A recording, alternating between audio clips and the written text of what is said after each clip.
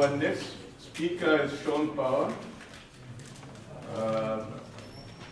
He will be speaking, giving an overview of private land program services and various opportunities for woodland owners like yourself.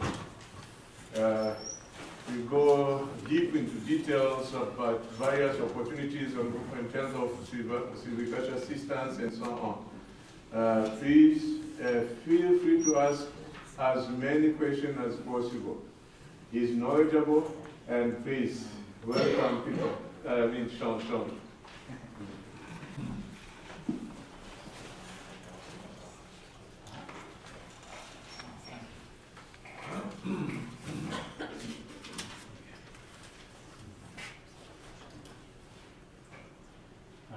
Thank you, everyone. Thanks, Simon. As you can tell, time kind of gets by me a little bit because it's not April 6th, but I have given that presentation before. So I just haven't updated the date, but we've been going around to a few conferences. And I guess the good thing is I've been talking to a lot of landowners lately, and the opportunity we have is there's still a lot of folks out there that don't really know the private land programs we have to offer. And there's a significant amount of money there, and a significant amount of investment for folks there. So I guess we felt it was a good, better opportunity to go in front of landowners and actually talk about that. So for those who are taking advantage of this, great. If there's folks that haven't, it's probably a good opportunity to get some help with your woodlot to make a woodlot like what we just saw there. So I'm a little bit not new. I've been in the government for 3 years now, but very new, about 6 months into the private land piece.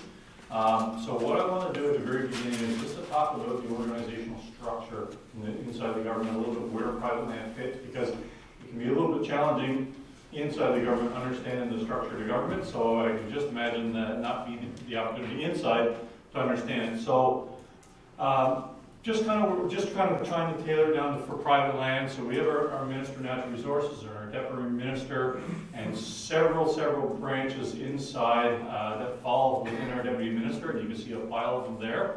And you can see as we go green, I'm going to go deeper and deeper a little bit to understand where we are. So we are underneath our Forestry and Wildlife division, branch. In the Forestry and Wildlife branch, there's the Forestry Division out of Truro, a Wildlife Division that's based out of Kentville, Forest Economic Development Division that's going to be based out of Halifax, and then the Resource Management Division are really in the middle between industry and landowners and then all these other divisions. We're a bit of the middle division here. And under the Resource Management Division, I tried to take the names of this, I forgot, but it's just, we do a lot of work on the Crown Land side. And what's really new since last November, wasn't there before, is there's a full section of private land side. And I'm not saying this is new, like Simon, you've been around doing this for a long time, and your position's been around, but it's just, it used to be some private land things used to fall under different branches of the government. So it was decided last year, let's put all private land in one spot, one division, one branch in the government. So we now will fall all underneath that resource management division. So it's roads, silviculture, extension, outreach program, so it's all in one spot. So keep it a little bit neat, tidy. So that's a little bit, that's one of the new things, and it gives me an opportunity to be where I am today to talk about some of these programs. So I'm learning a lot. So private land, so I want to talk about a little bit about private land silviculture. We've got ASF in the room. They're going to present a little bit even more detail. I'm going to talk a little bit, but they're even going to go even more detail on this and answer questions. Talk about Hurricane Fiona programs, some of the road programs we have, and then some of the outreach services that we have as well with the government. These are all things private land here. So private land silviculture has been going on for a long time. It's been through the ASF, so the Association for Sustainable Forestry, and there's two really buckets of money there that we fund with the ASF. There's going to be on the left-hand side is just a regular ASF with $1.9 million. So this is silviculture to private landowners to work through the ASF to get some funding to help with their woodlots, and hopefully people are using that program. It's good. The annual budget's just under $2 million, and what we've heard in the past years is, you know, we always had just an annual budget and an annual budget. The budget comes out in probably April or May, and people are trying to do silviculture quite a bit before that, and let alone planning to do silviculture even well before that.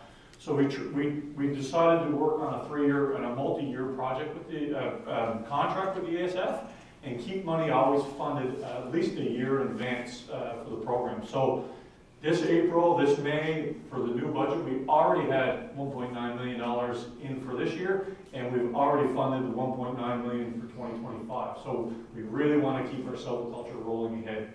So we all know what kind of work and planning is involved in silviculture. And this is open for private landowners and contractors.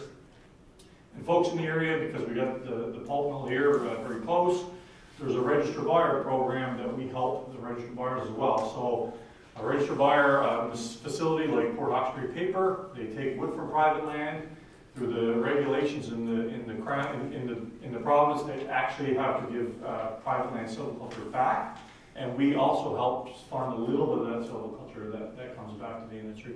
So there's another $1.9 million as well there. And some of the service area programs, I'll talk about it in a little bit later on, they kind of help manage some of that silviculture work that gets done. So there is 2 streams of silviculture, just under $4 million that we do through the province per year. We've been doing that for a long time, but really trying to front load that money so we've always got a rolling ahead on that one. Private land Fiona, a lot of people, especially in this neck of the woods, got impacted quite hard by Fiona. I had the opportunity, and I don't want to say the word opportunity, but I was able to get up in a helicopter right after Fiona hit and see how devastating it really was. We talked about floods and we talked about things, but Fiona really impacted this province.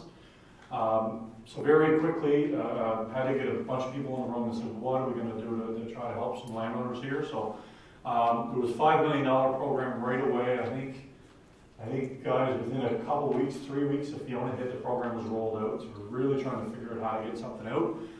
So that was really a program designed to clean up harvestable wood that was on the ground for Fiona, hardwood, softwood with different rates applied.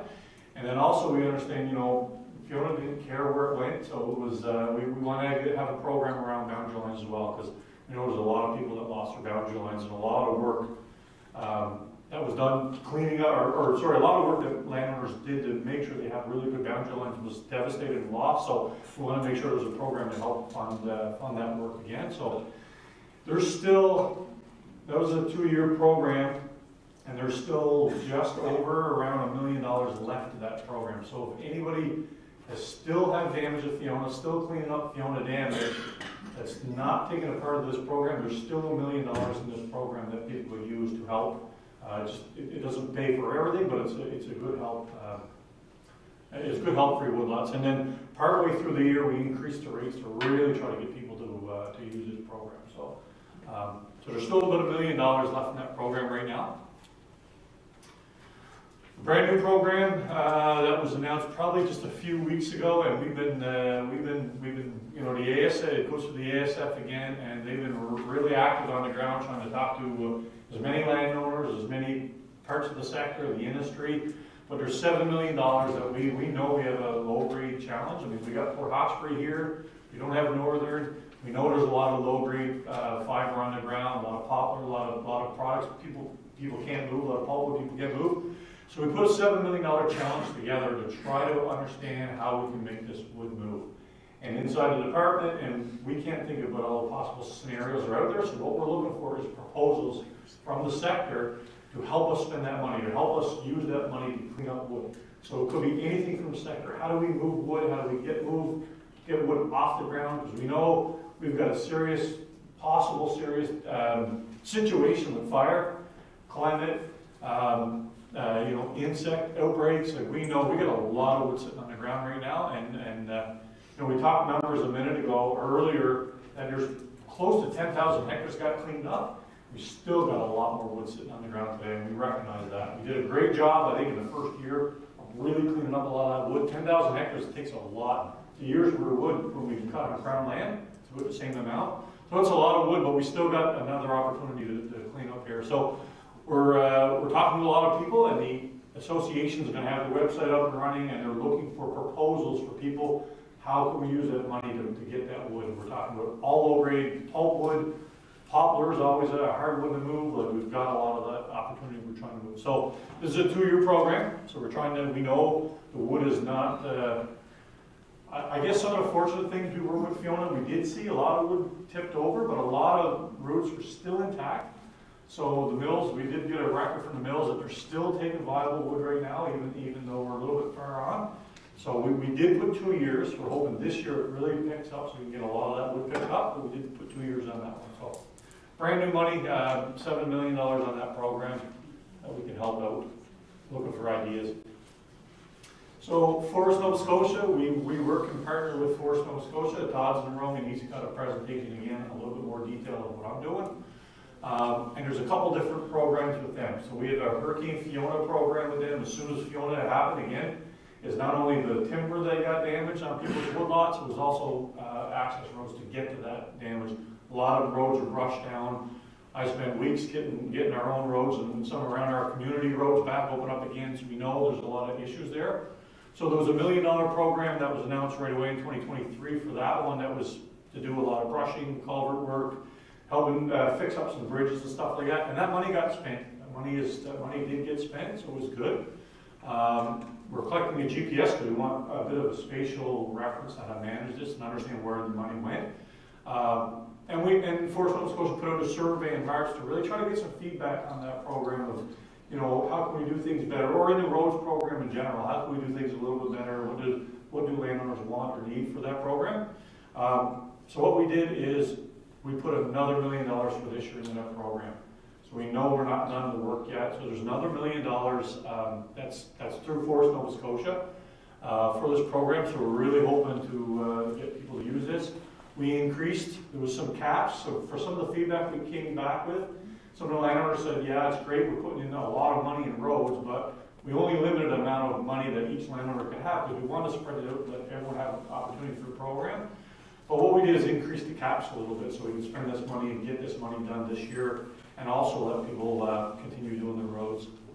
We also added a category for a new road. So last year, we let people fix up the old roads and clean up the brushing and move the trees off the road. But there was no category for building a new road. And we know that, you know, and from that feedback that we did get is some people need to build some new roads to access the back corners of woodlots that are all blown out. So we said, let's do that. So we put that program in there, or put that category in there as well. And I guess another reason why we did that is there's people in the province in Western Nova Scotia that really didn't get impacted by Fiona. And there's another program I'm going to talk about. They didn't want a lot of Fiona road money going to that, where they couldn't have applied and start eating up that money a little bit. So we said, let's put the new road category there so more people can get on this program. We can spend that money, and we can allow the other program for people who didn't really get impacted that still need to build roads for their lots. So Todd may talk about it. We, you know, Forest Nova Scotia had a first come, first serve with the applications. Now it's going to be a window, more of an opening window. So we had some situations where people were on vacation last year, they came back, and then the road program was, applications were approved, and there was no more money left. So instead of doing a first come, first serve, it was like, we're going to take all applications for so many weeks, and I think it's 3 weeks, and then do a screening process, and then filter out the money for the applications that way. And then the other program, and this program I think has been going on since 1967. I've been trying to look back. It's been going on for a long time. And this is what we call the gas tax program. So $720,000 that's in that program. That's been in the program for a long time. And that's just regular road building and maintenance. It's nothing to do with the Fionas, nothing to do with natural disasters. So this is just an ongoing for landowners that need access to, need some assistance to help building roads. We can't do them all. But there is a program through Forest Nova Scotia you can apply, and they can get a little bit of funding towards your woodlot roads to help manage your roads. So that's the money part of it. What we do, there's a whole extension side, outreach and extension side, which is, you can see, you know, Simon does a big part of this. He's been around doing these conferences for a long time. We've got a home study program that I learned only probably about 6 months ago that it existed, and kind of blown away with that program with how much information it is, from purchasing a woodlot to silviculture to climate change. There's so many modules on those programs. So Simon's got a warehouse of copies and copies of these modules. And we've got these modules, and I'll show you the next slide. And Simon's also got copies in front of it. It's all online now on a learning platform. It's quite a piece of information. So I'd like to promote that a little bit in this. And then programs like the Woodlot Overview program that we spoke about a little bit earlier. So that is a bit of the sign-in steps. You know, we're on the technology here, but Simon's got some printouts of this. But we had some security issues with our website for a year or so ago. So this program has been offline for a bit, but now it's back up and running. It's on a learning platform, and if you wanted hand copies as well, Simon, you mail them out as well, right? So if people want the booklets, you probably see a few booklets up front there. But it's a really good resource. It's kind of gotten some federal and Canada-wide attention right now. So Simon's done a lot of good work on this program. Some other sports that we do have, service area programs. So we've got 6 service area programs throughout the province right now. And these programs are designed really to do local management plans, to help with some silviculture work and supervision. Locally in this area, we've got the Cape Breton Private Land Partnership in the room, and we've got the Nova Scotia landowners and forest fiber producers out here. So we've got 6 of them around the province that are helping woodland owners, you know, from certification, management plans, like I said, just services that we can provide to help. And we're trying to make sure everyone's aware of some of the programs that I was talking about earlier. So these groups can help direct people where these programs are and assistances for landowners as well. And then we have some budget again for some of the First Nation camps, and then the CWF, the Atlantic Teachers Board, the Envirothon. Our minister is very, very keen on getting forestry and education into the school and the younger folks. We've done a lot of work recently with the teachers board, and our minister went out with the teachers, and he's blown away by the feedback he's getting from that. So he's trying to find ways to double the amount of work we're doing there. So every teacher that we talk to about forestry and educating the forestry, it's just that many children that we're really educating in forestry. So we're really big on that. So I can see that one growing over time. Yeah, so we've got, oh, that was the wrong presentation. So, okay, so I'm going to end it right there. That was a Western Woodlot one. That's the downfall of doing the same presentation in 3 different areas. Yeah, so any questions there? I still got a little bit of time. I just want to give a bit of an overview of what inside the department, what we have to offer, and some of the programs we have, some of the services we have. And then again, like I said, the ASF is here, Forest Nova Scotia is here. They can go into a lot more detail on their programs. Any questions? Any questions in the room?